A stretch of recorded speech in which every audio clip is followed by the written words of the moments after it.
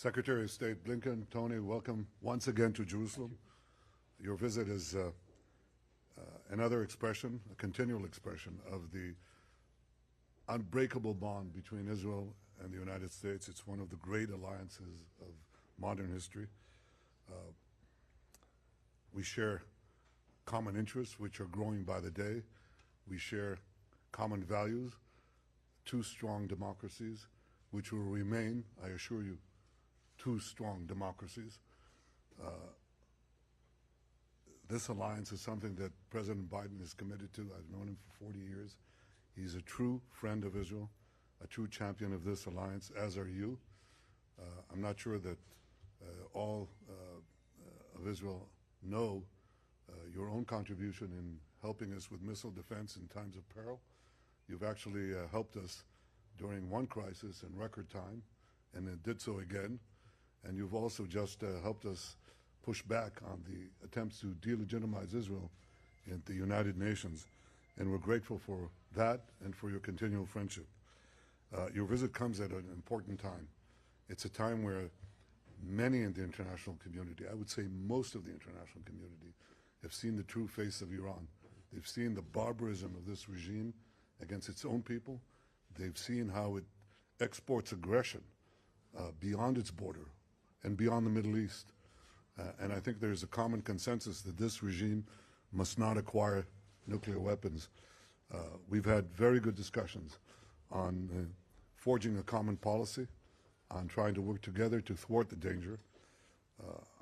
I can repeat again something that you've heard me say many times.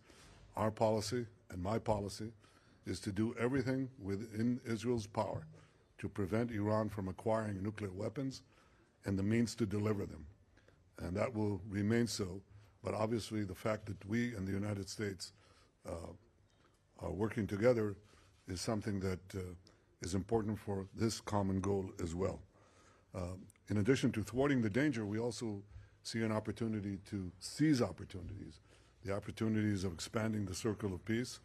We intend to deepen the peace that we've already made in the Abraham Accords. We discussed some of the initiatives that we are considering doing together, but also to perhaps achieve dramatic breakthroughs that I think could be both historic and enormously significant in our common efforts to bring prosperity, security, and peace to this part of the world and beyond. So with this in mind, I have to tell you that I also believe that expanding the circle of peace, working to close finally the file... ישראלית לא למוטט את הרשות הפלסטינית. הם רוצים לראות שגם עם גל הטרור הזה, והם באמת מביעים, בלינקן, שמענו אותו, באמת מביע גם גיבוי וגם מתייחס... Welcome.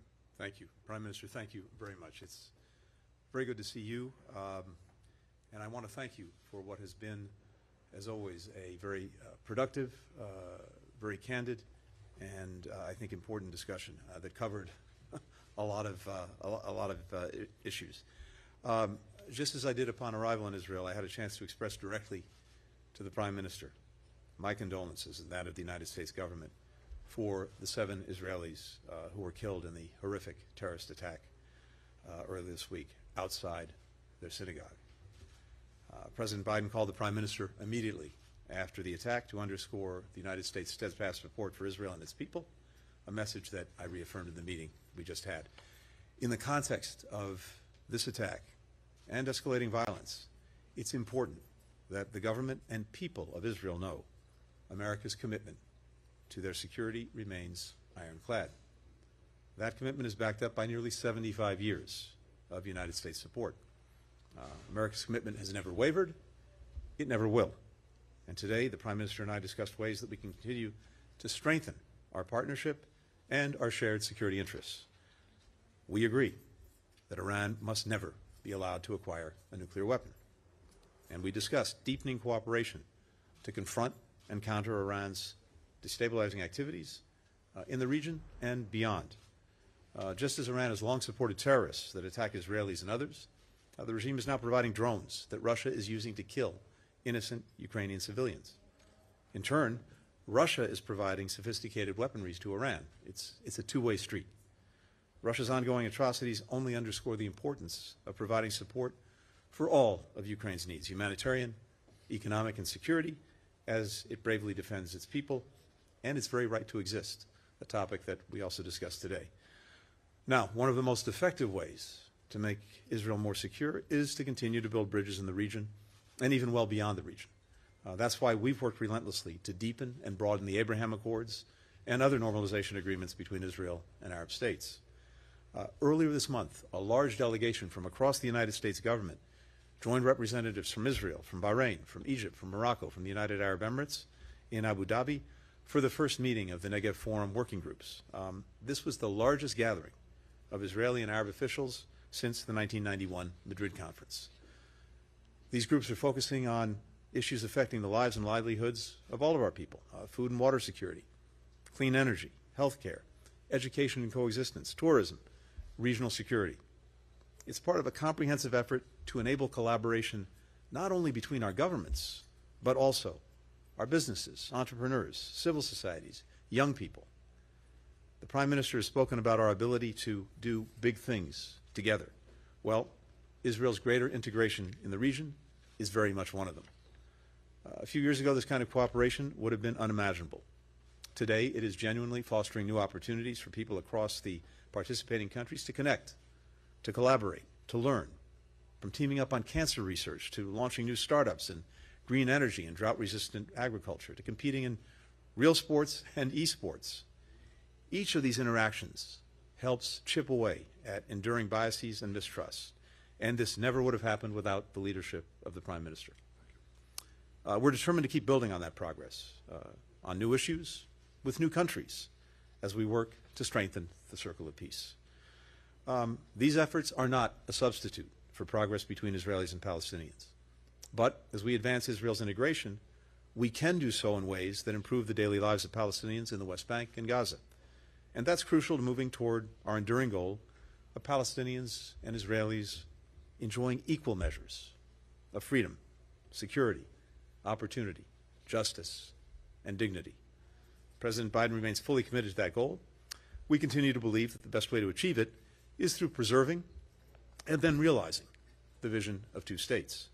As I said to the Prime Minister, anything that moves us away from that vision is, in our judgment, detrimental to Israel's long-term security and its long-term identity as a Jewish and democratic state. That's why we're urging all sides now to take urgent steps to restore calm, to de-escalate. We want to make sure that there's an environment in which we can, I hope, at some point create the conditions where we can start to restore a sense of security for Israelis and Palestinians alike, which, of course, is sorely lacking. We also remain committed to supporting religious coexistence and diversity, including in Jerusalem. We continue to support upholding the historic status quo at Jerusalem's holy places, including the Temple Mount Haram al-Sharif.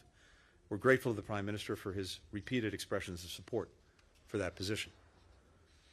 One of the things that makes the partnership between us so strong is that it goes well beyond any one American or Israeli government.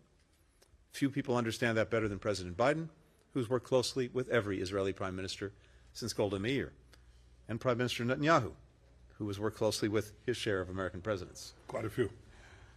Throughout the relationship between our countries, what we come back to time and again is that it is rooted both in shared interests and in shared values. That includes our support for core democratic principles and institutions, including respect for human rights, the equal administration of justice for all, the equal rights of minority groups, the rule of law, free press, a robust civil society. And the vibrancy of Israel's civil society has been on full display of late. The commitment of people in both our countries to make their voices heard, to defend their rights, is one of the unique strengths of our democracies. Another is a recognition that building consensus for new proposals is the most effective way to ensure they're embraced and that they endure. Our fellow democracies can also make us stronger. That's what the United States and Israel have done for each other over many decades, by holding ourselves to the mutual standards we've established, and by speaking frankly and respectfully, as friends do, when we agree and when we do not. The discussion that the Prime Minister and I had today was no exception. That conversation will continue, including with other members of Israel's government and civil society, as part of a perpetual process to defend and bolster the pillars of our democracy, which we are both committed to. So, Mr. Prime Minister, again, thank you so much for your hospitality, for the very good conversation, and for the enduring partnership between our countries. Thank you. Thank you. Thanks, everyone.